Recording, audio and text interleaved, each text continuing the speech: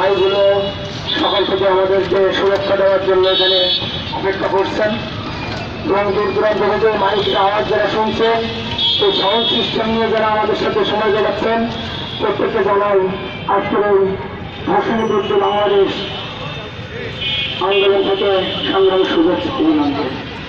আশা করি বক্তব্য দেওয়ার কিছু নেই, বক্তব্য আপনারা অনেক শুনেছেন।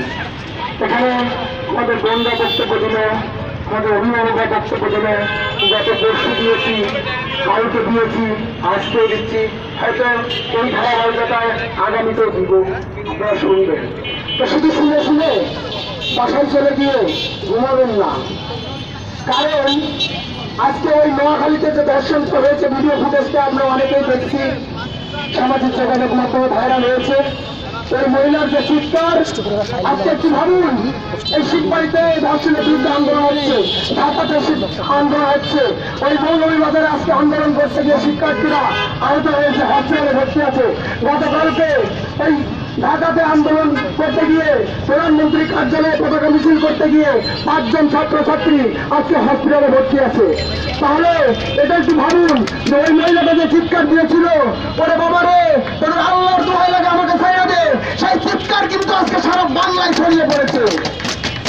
আর সেই চিৎকার বাংলায় ছড়িয়ে পড়তে আরো সহযোগিতা করছে আমাদের মতো কিছু গুটি কয়েক ছাত্রছাত্রীরা। আপনারা যারা অভিভাবক দাঁড়িয়ে রয়ে শুনছেন, আসতে পাশতে পরিবহনে যাওয়ার সময় দেখছেন, আমার মনে হয় এই খুলনা শহরে 1 লাখের বেশি ফ্যামিলি বসবাস করে। 1 লাখ ফ্যামিলি থেকে যদি 80% ফ্যামিলি থেকে একজন করে মানুষ এই আন্দোলনে সামিল হতেন, তাহলে খুলনা শহরে আজকে আন্দোলনের জোয়ার বইত।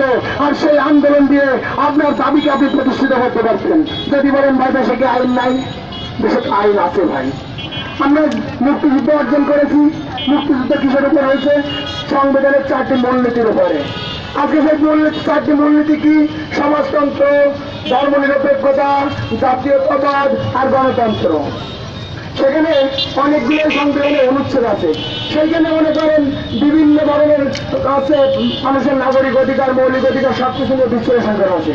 কিন্তু আজকে আমাদের বলতে লজ্জা হয় যে স্বাধীনতার 50 বছরে পদার্পণ করে কেন আমার নারী ধর্ষণের বিচারের দাবিতে এই রাজপথে দাঁড়াতে হবে ঢাকা রত্নের মাঝে? কেন এই ছাত্রছাত্রীদের বিশ্ববিদ্যালয়ের ছাত্রছাত্রীদের পুলিশের হাতে নির্যাতিত হয়ে হাসপাতালে ভর্তি হবে? কারণ একজন মা তো চায় না, একজন বাবা তো চায় না যে তার ছেলেটা, তার মেয়েটা ওই বিশ্ববিদ্যালয়ে পড়তে গিয়ে আন্দোলন করুক, পুলিশের হাতে মার খাক, কোনো মেয়ে ধর্ষিত হোক, কোনো মেয়ে লাঞ্ছিত হোক, কোনো মেয়ের যৌন অঙ্গ কেড়ে নিয়ে ধর্ষণ করা হোক। এটা তো কোনো বাবা মা আশা করে না, করে? আমরা তো অনেকটাই লেখাপড়া করি, অনেকের ছাত্র, অনেকের ছেলে মেয়ে পড়ালেখা করতে বাইরে পাঠায় না, পাঠায়।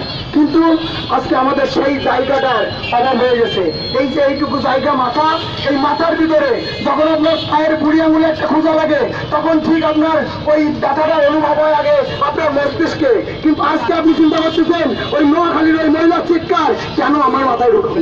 ভাই চিন্তা করেন, ওই নোয়াখালীতে হচ্ছে, ঢাকায় হচ্ছে, কুড়িগ্রামে হচ্ছে, দিনাজপুরে হচ্ছে, আপনার পাশে 13 হচ্ছে, কিন্তু খুলনা শহরেও গত বছর পল্লীমঙ্গল স্কুলে হয়তো আপনার বোন, হয়তো আপনার সহপাঠী, হয়তো আপনি এখানে কারোর সন্তান সেও ধর্ষিত হয়েছিল, তখনও আপনারা দাঁড়াননি। কিন্তু তাই আজকে বলি যে এখন সময় এসেছে, অনেক বড় সময় এসেছে, অনেক বড় সংকট এসেছে, আপনাকে দাঁড়াতে হবে। আইন আছে, তারপরে ওই আইনকে ভেঙে সুনির্দিষ্ট বিচারের আওতায় এনে বিচার করতে হবে। 10 বছর অন্তর একটা পুরস্কার দিয়ে সরিয়ে দিলাম।